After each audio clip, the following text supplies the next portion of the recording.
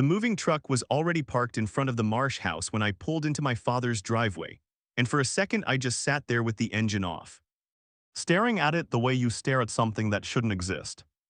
I hadn't seen that house with a truck outside it since I was 19. My name is Daniel Cole. I teach 11th grade English at Millbrook High, the same school I graduated from, in the same town I never quite managed to leave. Some people would call that a failure of imagination. I used to call it that too on the bad nights. Most days now I just call it home. I got out of my car slower than I needed to. My father was on the porch next door, arms crossed, watching the truck like it had personally offended him. "She's back," he said before I'd even said hello. "Who's back?" He gave me a look. The look, the one that meant asterisk, don't insult me by pretending you don't know exactly whose house that is. "Alina," he said, "come to deal with her mother's place, I'd guess. Poor Rosalind's been in that home in Ashford 2 years now, can't keep the house empty forever."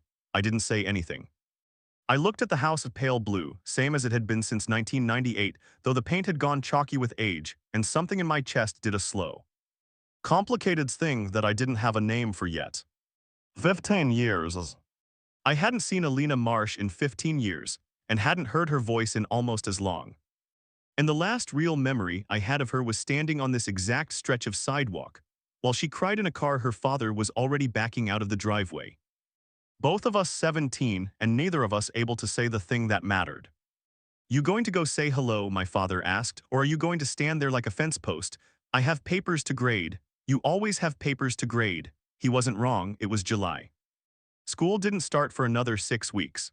But my father had never once, in 61 years of living, let a fact get in the way of teasing his son, and I loved him too much to begrudge him that. I went inside, I graded exactly 0 papers. I want to tell you the story properly, which means I should tell you who she was before I tell you who she is now, because the two aren't the same person, not exactly, though the bones underneath are. Alina Marsh moved in next door to my father's house when I was 7 and she was 6. And for the first month she wouldn't speak to me because I'd laughed when she fell off her bike in front of everyone. I have apologized for that laugh more times in my life than for almost anything else I've done, and I maintain to this day it wasn't a mean laugh, just a surprised one. But she didn't believe me until she was about 11. At which point she informed me, with the devastating clarity that only an 11-year-old possesses, that she'd decided to forgive me because carrying a grudge that long was exhausting and also kind of embarrassing. We were best friends after that. Not the kind of best friends who end up in love stories, or at least I didn't think we were, not for years. We were the kind who built a fort behind the shed with her father's old tarps, who rode bikes to the gas station for slushies every day one whole summer, until the woman behind the counter started giving us a discount out of what I can only assume was pity, who sat on her back steps some nights just watching the sky, not talking, because we didn't need to. She wanted to be an architect. She told me this when she was 12, drawing floor plans of houses that didn't exist onto the backs of old worksheets, and she never once wavered from it, not through high school. Not through anything. I admired that about her more than I ever told her. I didn't know what I wanted to be. I still half don't some days, even with a decade of report cards proving otherwise. Somewhere around 16, the friendship changed shape without either of us saying so out loud. I noticed the way she laughed before I noticed I was noticing it. I noticed that I looked forward to seeing her more than I looked forward to seeing anyone, and that when she wasn't around, some quiet part of my day stayed unfinished until she was again. I never told her, that's the part I've spent years being disappointed in myself for. Her father got transferred to Denver the summer after junior year. I remember the day she told me, sitting on the tailgate of my truck in the school parking lot, and I remember that she cried before I did and that I didn't know what to do with my hands. "We'll write," she said, "real letters, not just texting, I want actual letters." "Okay," I said, because it was the only word I could find. "Promise me you'll write back." Every time, I promise. And for a while I kept that promise, we both did. The letters started in September of senior year and they were, for a long time, the best part of my week. Hers came on cream-colored paper she bought specifically for the purpose, in handwriting that slanted slightly to the right and got messier when she was excited about something, which was often. She wrote about Denver, the mountains she still wasn't used to, a boy in her new class who kept asking her to prom, and how she kept turning him down for reasons she said she didn't feel like examining too closely, a professor's daughter she'd become friends with, her mother's homesickness, her father's long hours, Mine went back on plain notebook paper because I never thought to buy anything nicer, and I've regretted that small thoughtlessness more than it probably deserves. I wrote about Millbrook, which hadn't changed at all, which was both a comfort and a small, quiet grief. I wrote about my parents' marriage, which was quietly falling apart in ways neither of them said aloud, and about how I'd started spending more time at the library than at home because the library, at least, didn't have that particular silence in it. I wrote things to her I never said to anyone else out loud. We got close in those letters in a way we'd never quite gotten close in person, because paper doesn't interrupt you, and paper doesn't change the subject when things get too honest. In March of that year, I wrote her a letter I never should have needed courage to write, and it took me 4 drafts and most of a Sunday afternoon, and in it I told her, carefully, terrified, hedging every sentence, that I thought I might have feelings for her that went past friendship, and that I understood if she didn't feel the same, but that I couldn't keep pretending I didn't. Not to her, not on paper where at least I could be honest. I mailed it on a Monday. I never got a response. Not that week, not the next, not the one after that. I wrote again in April, a shorter, more careful letter asking if she'd gotten the last one, and that one went unanswered too. By May I stopped writing. I told myself I understood, that I'd ruined something by saying too much, that she was letting the friendship die quietly rather than have the awkward conversation of rejecting me directly, and that the kindest thing I could do was let her. I graduated. I went to the state college 2 hours away. I dated a little without much feeling behind it. I came home most holidays, and I'd see the Marsh house with its lights on sometimes when they visited Rosalind's sister, and I'd feel something twist in my chest that I refused to examine. The same way she used to refuse to examine things. I built a life, a decent one. I became a teacher because in some private, half-admitted way, I wanted to be for some kid what the school library had been for me, a quiet room where you're allowed to be exactly as much of a mess as you actually are. I bought a small house 2 streets over from my father's. I got a dog, a mutt named Harold who has opinions about everyone he meets. I was, by any outside measure, fine. I just never quite stopped being someone who used to write letters to a girl who never wrote back. 2 days after the moving truck showed up, I saw her. I was walking Harold past the Marsh house, not on purpose or not entirely on purpose, though I'd be lying if I said the route was a coincidence, when the front door opened and she stepped out onto the porch with a box in her arms. And my entire chest did something I hadn't given it permission to do. She looked older, obviously, the way we all do, but it was a good older. Her hair was shorter than it used to be, pulled back messily, and she wore paint-stained overalls that looked like they'd survived several house projects. And there was a tiredness around her eyes that I recognized because I saw it in my own mirror most mornings, the tiredness of a person carrying more than they're saying. She saw me before I could decide whether to say anything, and for one whole second neither of us moved. "Daniel," she said, not a question. Just my name, like she was testing whether it still fit in her mouth. "Hi, Elena." Harold, who has never respected a single meaningful silence in his life, chose that moment to trot up her porch steps and shove his head against her knee, tail going like a metronome having a breakdown. She laughed, an actual laugh surprised out of her, and crouched down to scratch his ears. And something in the sound of that laugh landed directly on top of a 15-year-old memory and fit it perfectly. "He's friendly," she said. "He's a menace. He has no standards. Don't take it personally." I'm choosing to take it personally anyway. We stood there. The silence stretched, not uncomfortable exactly, but full of every unanswered letter, every unresolved sentence. 15 years of a friendship that had ended without either of us saying it was ending. "I heard you were back," I said, because someone had to say something true and small before we could get to anything true and large. "My dad mentioned it. He's very invested in the neighborhood gossip. Your dad's the same as ever then. Somehow more so," she smiled, small and a little sad. "My mom's in the memory care place in Ashford. I'm here to clear out the house before we sell it. Should take a few weeks, maybe a month." A pause. "I didn't know if you still lived around here, 2 streets over."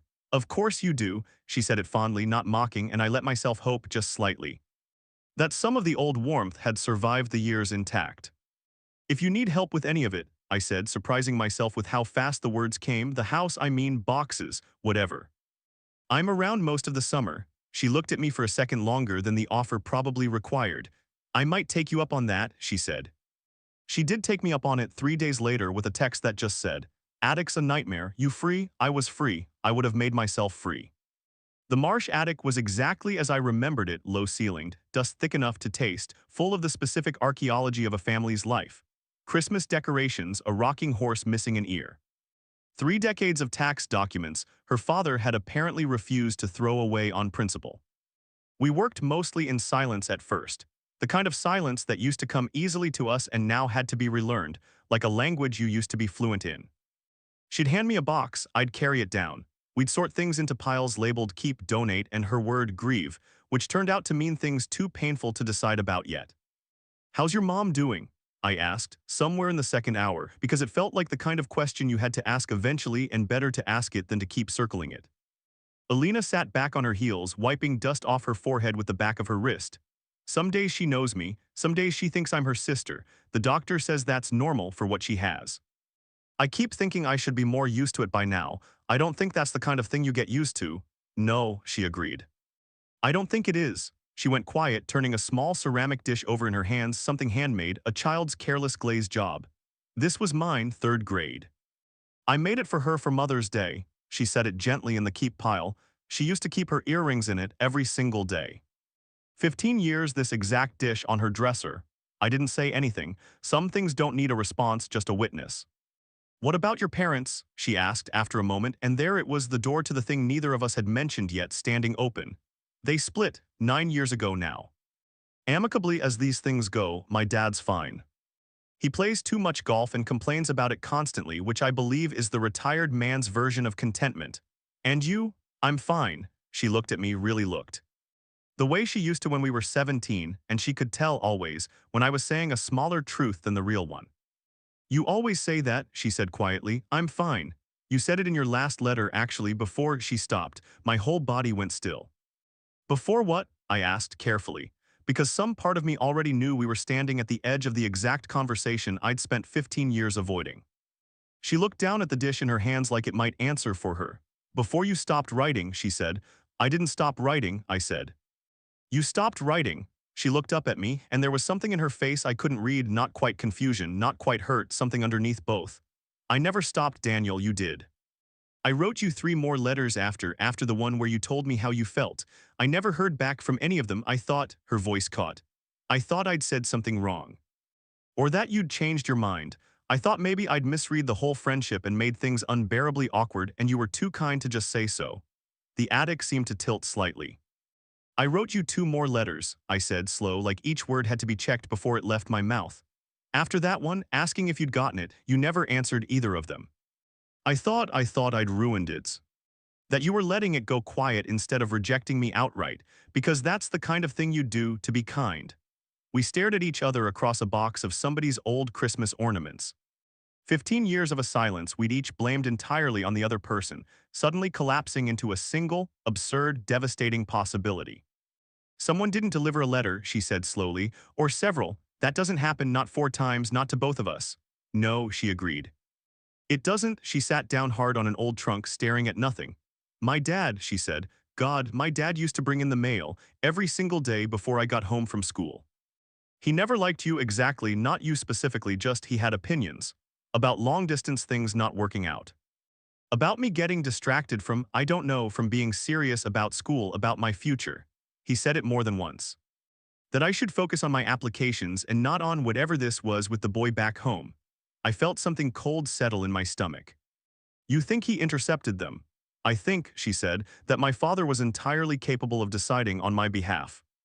That a 17-year-old girl's feelings were an obstacle to her college applications, and I think he would have called it protecting me. And I think he would have felt entirely justified doing it.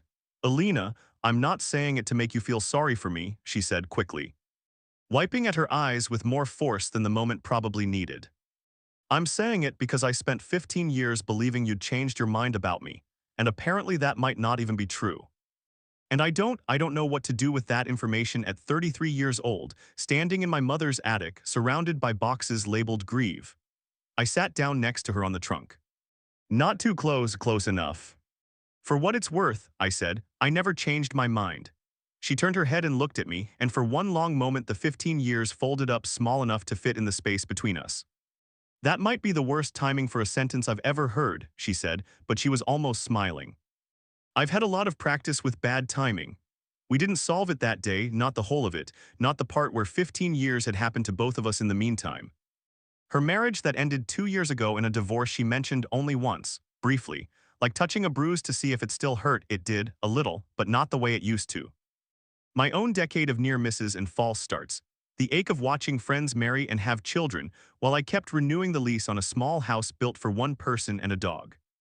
We didn't solve any of it, but we kept working in that attic most days for the rest of July. We fell back into the old rhythms faster than either of us expected. The specific shorthand of two people who'd once known everything about each other and were now, cautiously, curiously, relearning the parts that had changed. She told me about the firm in Denver where she'd made partner at 30, about the townhouse she'd renovated herself, about how her ex-husband had wanted children right away and she'd wanted to wait, and how that particular disagreement had been the first crack in something that eventually broke all the way through. "I don't regret leaving," she said one afternoon, sorting through a box of her father's old fishing gear, most of it destined for donate. "I regret how long it took me to admit it wasn't working.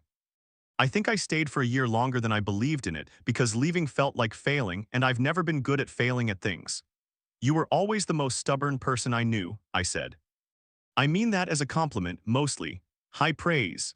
You built an entire architecture career out of never once doubting yourself at 12 years old with a protractor." "I stand by the compliment." She laughed, the real laugh, the one that used to be common between us and now felt like something rare and worth collecting. I told her in pieces over those weeks, the things I hadn't told anyone in years, that I'd almost left teaching twice, both times when a student I'd worked hardest for slipped through anyway. That I still called my mother every Sunday, even though the divorce had made things stilted between us in ways I hadn't expected. That some nights I sat on my own back porch and thought about the girl who used to sit 2 houses down under the same sky, and wondered where she'd landed. "I thought about you too," she admitted, quiet, not looking up from the box in her lap. "More than I probably should have for someone who thought you didn't want her." "I always wanted you," I said. That was never the part that was uncertain. She looked up at that, and something passed between us that neither of us moved to close the distance on yet, not because we didn't want to, I think, but because both of us had learned the hard way that some things are worth taking slow the second time, when you finally understand what rushing them the first time cost you. August arrived with its particular Millbrook heat, and with it, the thing we'd both been quietly not saying out loud. Alina's firm wanted her back by Labor Day. The house was almost cleared. The keep boxes had been shipped to a storage unit. The donate piles had gone to the church 2 towns over. The grieve boxes, smaller now, whittled down to what actually mattered, sat in the corner of the empty living room, waiting for a decision neither of us had made about what happened next. "I have to go back," she said, one evening, sitting on the porch steps where we used to sit as teenagers, the house behind her mostly empty now, echoing in a way that felt like the end of something. "I know I have a life there, a career I built from nothing, a townhouse I love.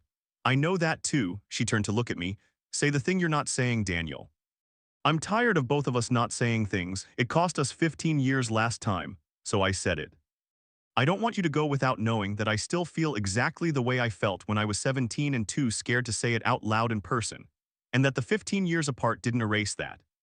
They just paused it, apparently, waiting for you to come back. I know that's not fair to put on you right before you leave. I'm saying it anyway because the last time I didn't say the true thing at the right moment, we lost 15 years to it, and I'm done doing that." She was quiet for a long moment, and I watched her throat work like she was swallowing something down before she could speak past it. "I need to tell you something," she said finally, "and I need you to let me finish before you say anything back." I nodded. She stood up, went inside, and came back a minute later carrying a shoebox. Old, soft at the corners, the lid held on with a rubber band gone brittle with age. She sat back down beside me and set it in her lap like it weighed more than a box that size should. "I found this in my closet the first week I was back," she said. "Behind a shelf I hadn't emptied since I was 18. She pulled the rubber band off, careful like it might crumble, and lifted the lid. Inside were letters, dozens of them.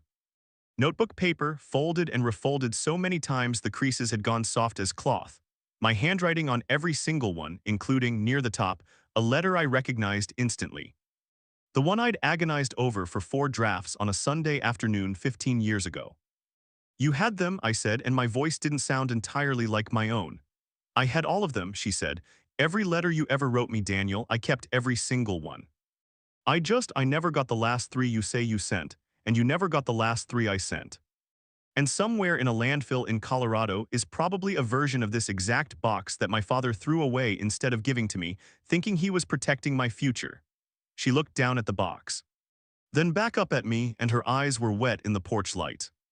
But everything you did send me, everything you were brave enough to say, I kept it. I kept your letters, she whispered, all of them. Because even when I thought you'd changed your mind, I couldn't make myself let go of the proof that once, for a little while, you hadn't. I didn't trust myself to speak for a moment. I reached out and took her hand instead, and she let me, her fingers curling into mine like they remembered exactly how. I'm not saying this to make the last 15 years less complicated, she said, quieter now. I'm saying it because I think we both deserve to stop being 17 and scared about it. I don't know what this looks like yet, me in Denver, you hear your father, my mother, all of it. I don't have a plan. I just know I'm not driving away this time without saying the true thing first. Then say it, I said. I love you, she said. I think I've loved you since I was 16 and didn't have a word for it yet. I loved you in every letter I wrote that you never got, and I think some stubborn, hopeful part of me has loved you through every year since. Even when I believed you'd stopped. I love you too, I said, and it came out steadier than I expected, like a sentence I'd been carrying folded soft as an old letter for 15 years. Finally allowed to unfold. I never stopped. I don't think I know how to. Neither of us moved for a moment, just sat there on the steps of a house that used to hold both our childhoods, her hand in mine. The shoebox of old letters opened between us like a small, patient miracle. Then she leaned in, and I met her the rest of the way, and it was not like the movies. It wasn't fireworks, it wasn't a lightning strike. It was quieter than that and truer for it. It felt like coming home to a house you'd forgotten you missed until you were standing in the doorway again. We didn't solve everything that night. Life doesn't work that cleanly, and I'd be lying to you if I said it did. Alina went back to Denver in September, because you don't walk away from 15 years of career and self-built life on the strength of one porch conversation, however true it was. But she went back with a promise between us that felt sturdier than the ones we'd made at 17, not because we were more certain of each other, but because we'd finally learned to say things out loud instead of trusting them to paper that might never arrive. We talked every night, actual calls most nights and letters too, real ones on paper, because some things you learn the hard way not to leave to chance twice. She flew back to Millbrook twice that fall. I drove out to Denver once in October and stood in her townhouse for the first time and understood, seeing the life she'd built there. Why it had taken 15 years and a broken marriage and a mother's illness to bring her home even for a summer. By December, her firm approved a remote arrangement, 3 weeks a month from anywhere, 1 week in the Denver office. By spring, she'd bought her mother's house back from the buyer who'd made an offer, gutting and rebuilding it herself over the following year into something that was both entirely new and unmistakably the same house we'd grown up beside. The way she was both entirely new and unmistakably the same person I'd loved at 16. Her mother passed the following autumn gently in her sleep at the memory care home in Ashford, and Alina grieved her the way she grieves everything, thoroughly, honestly. Without rushing past the hard parts, I sat beside her at the funeral and held her hand the way she'd held mine on that porch step, and I understood, watching her, that love like this isn't the absence of hard things. It's simply having someone beside you for them. We got married 2 summers after that, in the backyard between our 2 childhood houses, under the same sky we used to sit beneath without needing to talk. My father cried loudly and without shame, which surprised no one. Alina's shoebox of letters sat, framed now, on the mantel of the house she'd rebuilt, a strange, soft monument to everything almost lost and eventually found. I think about it sometimes. How close we came to never finding our way back. How one man's misguided decision to protect his daughter from a boy 2 states away nearly cost us both a whole life together. And how easily either of us could have let pride, or hurt, or simple exhaustion keep us from ever asking the question that finally undid 15 years of silence. But I try not to dwell in the almost. I try instead to remember the shoebox, worn soft at the corners, and the sound of her voice on that porch step, quiet and certain in a way neither of us had managed to be at 17. I kept your letters, asterisk, she'd said, all of them. Some promises, it turns out, take 15 years to keep. I'm just grateful we were both stubborn enough to keep them anyway. I'd love to know, have you ever lost touch with someone you cared about, only to find your way back to them years later? What would you have done in my place, standing in that attic and realizing the truth after all that time? And I'd genuinely love to know where you're watching this from. Drop your city or country in the comments. I always love seeing how far these stories travel. If this one meant something to you, give it a like, subscribe for more stories like it, and I'll see you in the next one.